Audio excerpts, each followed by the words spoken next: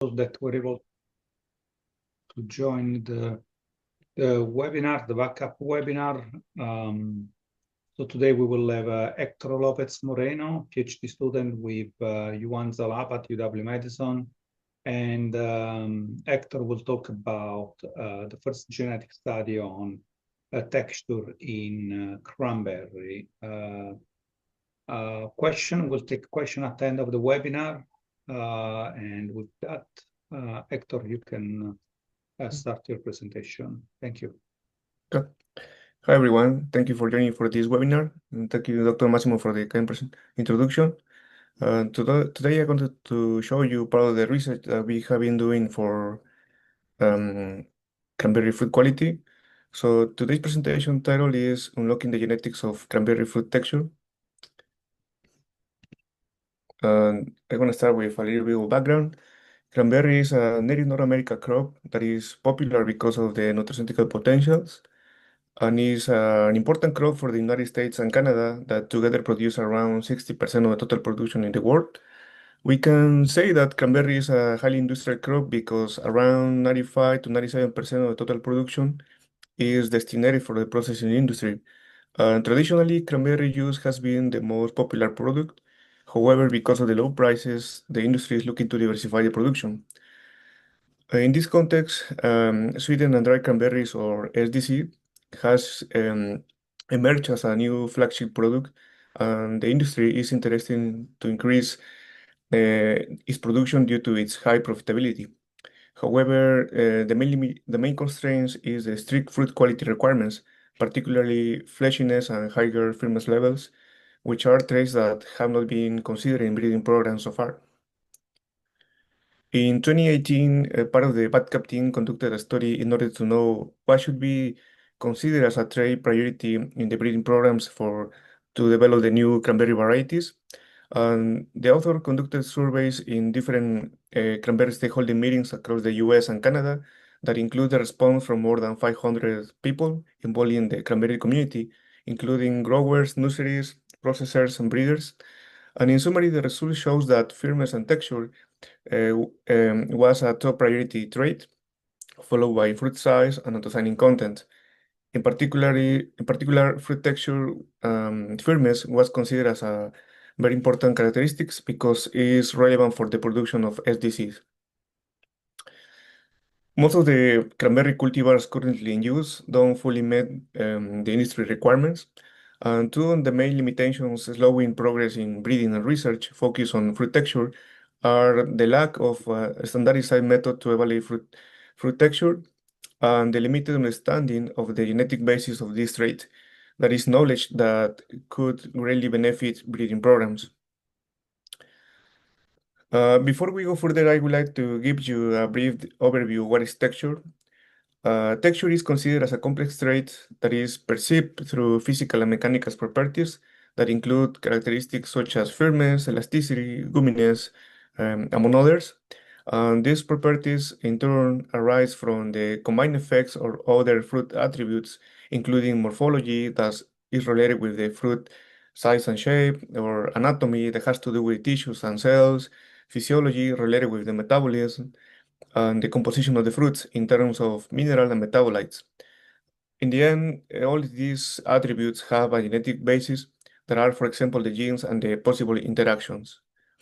Additionally, we have other external factors that also affect the final expression or the way that we understand this phenotype. For example, agronomic management, fruit handling, and measurement. Measurement is a key factor because as the way that we evaluate this trait will directly shape how we understand the phenotype. So to address industry needs, we have been conducting research on fruit quality, particularly in texture. And for this presentation, I will cover these two objectives and share some of the results that we have obtained so far. For this talk, I will focus primarily on the second objective, exploring the genetic of fruit texture. But to provide context, I will first briefly highlight key points from our first objective.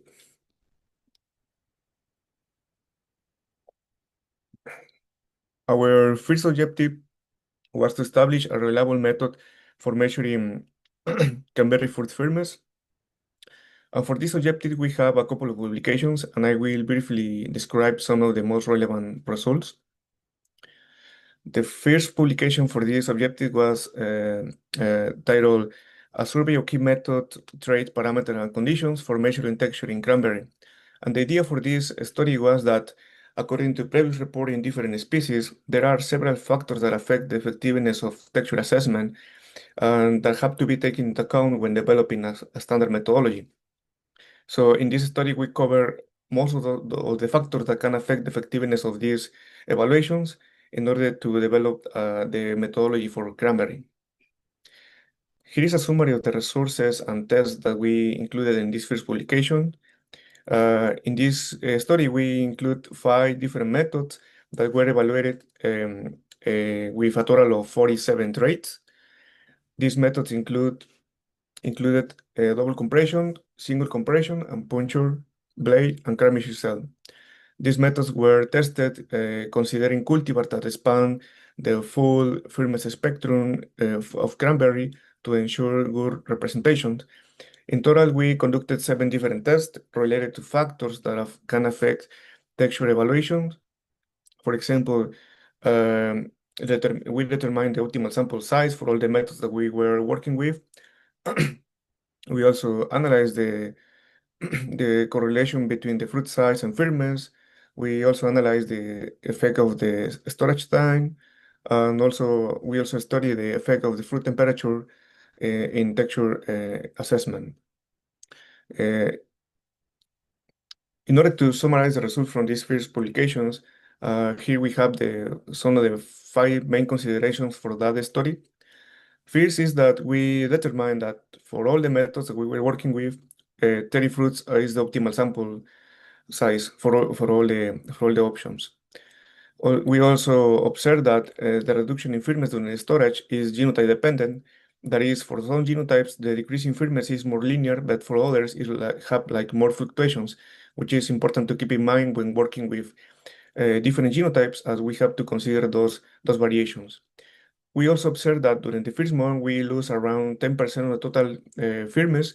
That is also a key consideration to keep in mind when working with large-scale experiments, especially when working with breeding populations, where we have to process thousands or hundreds of samples. In the case of the fruit temperature, that can be a major source of variation depending on the traits. Some of the traits can be highly affected by that factor, so fruit temperature can be a major source of variation. Most of the traits are also biased by fruit size.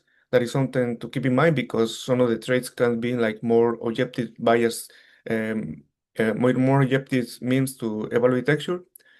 And we also determined and reported the optimal speed and straight combinations for all the traits that we were working with. In this case, we observed that these combinations is cultivar dependent, trait dependent, and this combination can highly influence the ability of these traits to differentiate between cultivars. So that was a brief summary of the first publications. And as I mentioned in the initial study, we determined the optimal conditions for running the different texture measurement methods.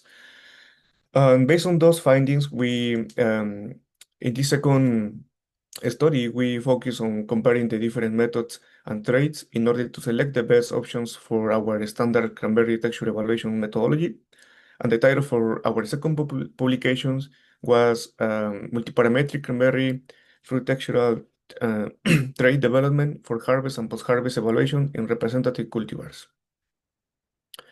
Similarly, here is a summary of the study. In this case, we use 5 methods with a total of 22 traits. The methods were single compression at 10% of strain, single compression at 50% of strain, puncture, blade, and cranberry cell. We use 10 cultivars that cover the full spectrum of firmness that we can find in cranberry. In total, we conducted 6 different tests in harvest and post-harvest conditions. Here is a summary of the most relevant results from this second study. We observe that compression and puncture traits they are good discriminants of cultivars at harvest and post-harvest conditions. The high effectiveness of compression traits under different conditions demonstrated the relevance of the structure and the flesh in determining the texture of cranberry fruits, as these are characteristics primarily captured by this method. Um, Some of the traits of our flat prod puncture method show good performance and are of special interest to capture the skin effect. And also, the complementary use of both methods is recommended to achieve a more comprehensive evaluations. Of the total 47 traits, we selected the following five traits, three from compression test and two from the puncture test. However, the idea was also to validate the usefulness of these traits in large scale experiments, particularly in terms of precision and feasibility. So that's why that is part of the observation that we also were interested for in the QTL mapping analysis. So that was a brief recap from our work developing the cranberry detection methodology. Now I will address our second objective, that is performing QTL mapping to identify key genomic regions associated with cranberry fruit texture traits. For this objective, we also have application ready, and the title for this manuscript is Genetic Mapping of Fruit Texture Traits Uncover Cell Wall Modifying Genes in American Cranberry. This is a description of this study. In this case, we use two populations that were evaluated in 2 years. And for every genotype in the populations, 30 fruits were collected and were phenotyped according to the previously reported methodology for cranberry. In total, we calculated 10 different traits, including the ones that we reported for our methodology. And for this study, we use genetic maps that were previously reported from our lab.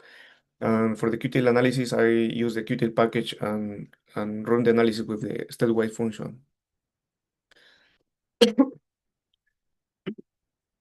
In this study, we use a total of 10 different texture traits that are part of the standard methodology that we propose for this crop. Here we have a graphical representation of how these traits were calculated. Texture is evaluated using this instrument um, known as a texture analyzer, which is essentially a robotic arm that moves up and down to compress the fruit. And during the test, this instrument records data in terms of force, distance, and time. From that data, we can generate these curves that are commonly known as texture profiles.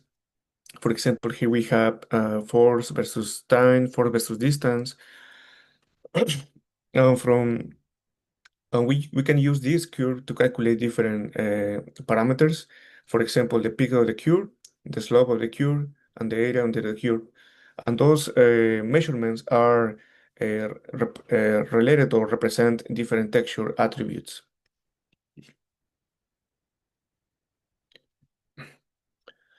An important distinction that we can make among these traits is that some of them are not adjusted for fruit size or shape, whilst other are adjusted for fruit size or shape. By that I mean that some of the traits calculations account for fruit size or shape in a way that helps remove potential bias caused by those characteristics. For example, here we have the formula for maximum contact pressure, and we can see that in the formula we included the diameter of the fruit. Another important point is that this formula was specifically designed for convex shaped objects like cranberry fruits. And the idea is that these kind of traits can theoretically provide more objective measurements in fruit with these kind of morphologies.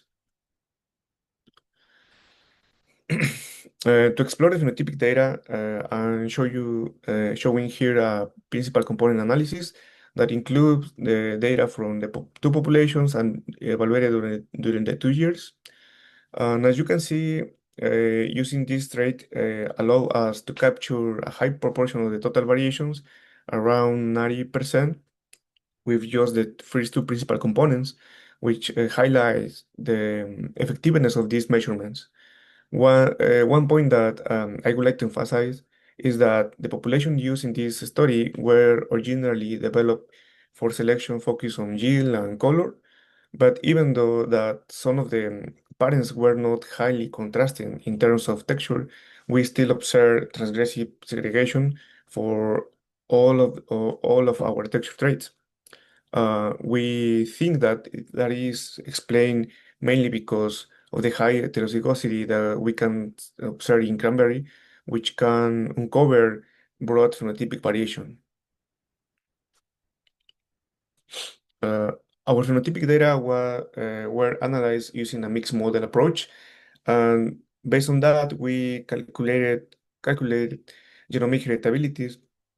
And overall, we observe moderate to low heritabilities, which is expected for complex traits. In the first population, CNGO2, the heritability estimates were more consistent across traits, ranging from 0.3 to over 0.6. In contrast, for the population CNGO4, no heritabilities were like more um, uh, less consistent. In particular, for these populations, no all the traits show a significant genotype effect in the mixed model analysis. So we only reported heritabilities for some of them, as you can see in this plot. And one important observation was that the traits adjusted by size and shape, highlighted in red, show more consistent heritabilities across populations and years. For example, in the CNGO2 populations, these traits have some of the highest heritability estimates, and in the case of the CNGO4 populations, the heritabilities of these traits were much more contrasting compared to the rest of the traits. Uh, this might be explained by the fact that the these traits, by controlling the effect of the fruit size and shape, can better deal with the bias, and therefore they can probably better capture the genotype effect. Here we have the QTL results. Here I show you first the results for the CNU2 populations. Here, in this circle plot, I show you the distribution of the QTLs. In the external layer, we have the distribution of the SNPs, and in the other layers, we have the results for every trait that is indicated in these labels. The segments indicate the genomic region covered by the QTL, and the lines show the lot score. In the panel B, I show you the results for the phenotypic variation explained for every QTL, and every individual point represent every individual QTL. In this first population, we found a total of 197 QTLs across the 2 years. The individual QTLs explain from something very low, like 1.4, to something close to 20% of the phenotypic variations.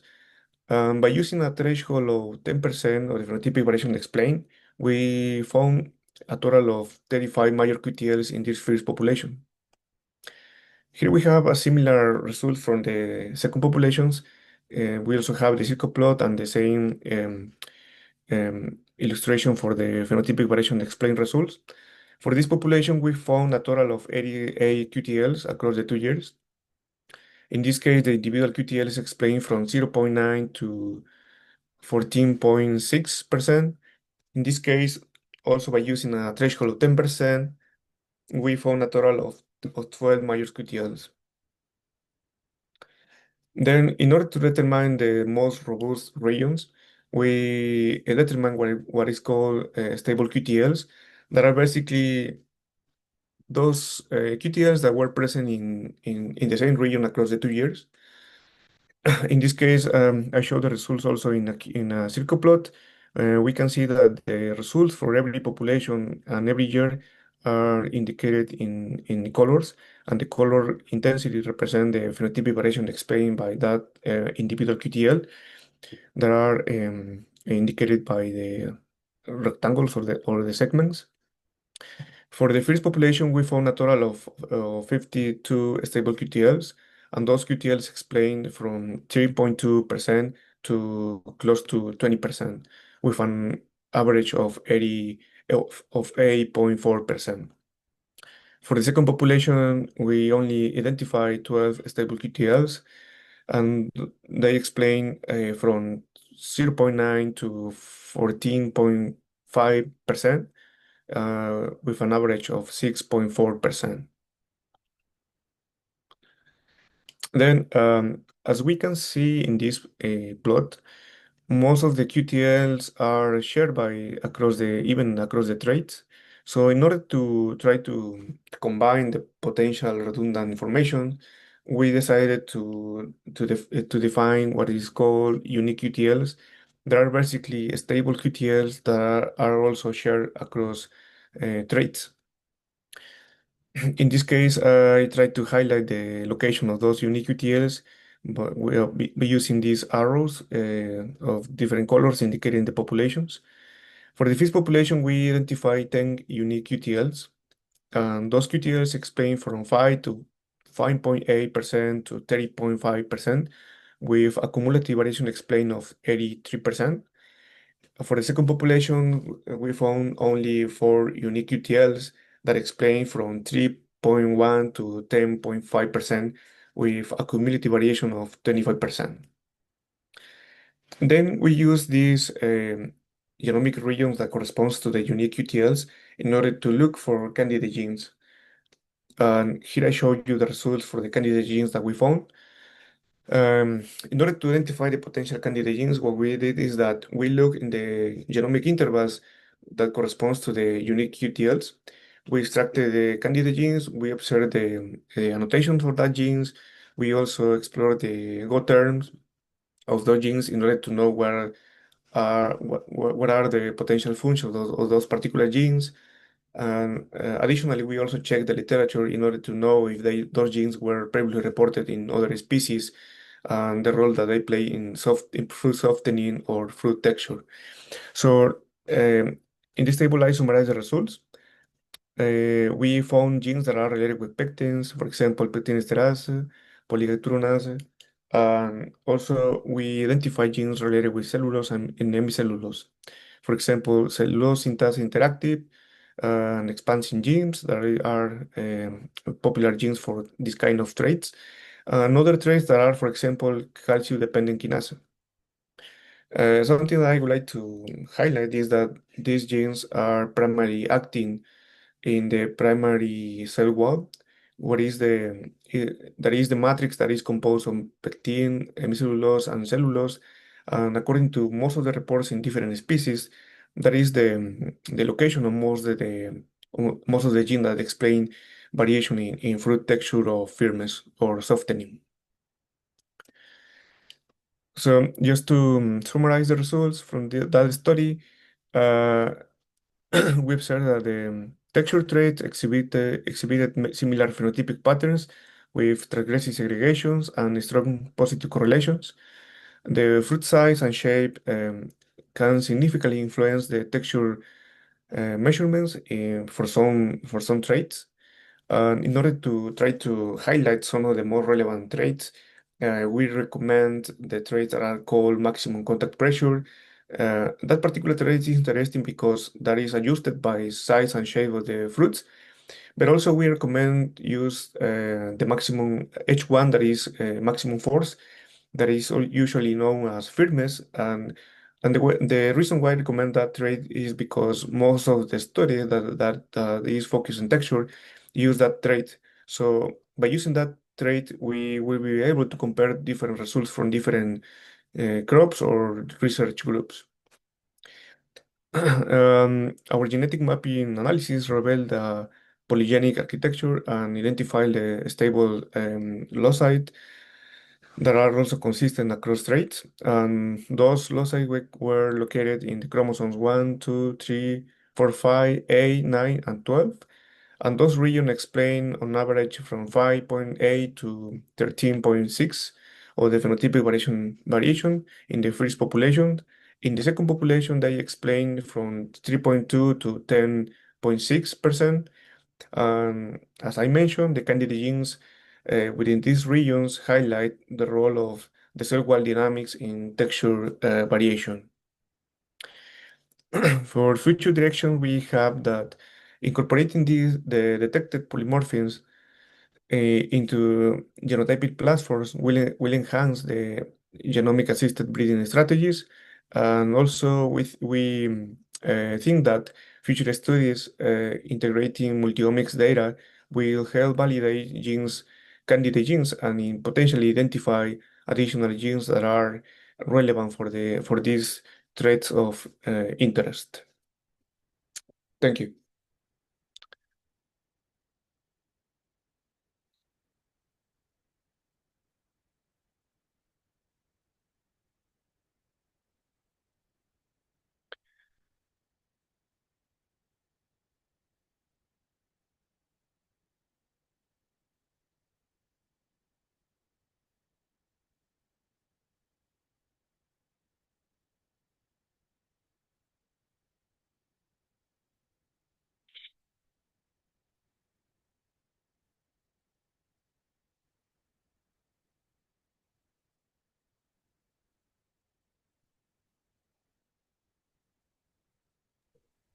Thanks so much, Hector. Does anybody have any questions? You can put them in the chat or unmute yourself.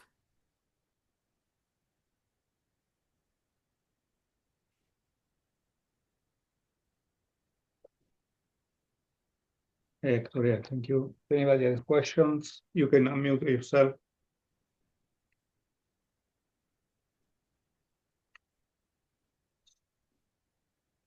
So Hector, was there any overlap between the QTL you found with different probes? Excuse me? Was there any QTL that was in common between the different probes? In this case, we only use the compression probe, that is Okay. the small plate. Uh, yeah, we only use the one probe actually. But the QTLs were shared among different traits. And can you remind me, was 1 year data or there was any QTL run on multiple years? Yeah, the stables QTLs were shared across the 2 years of data. Oh, okay. These are the results for the QTLs that were shared across the 2 years. Okay. Yeah. Okay. Thank you. Mhm.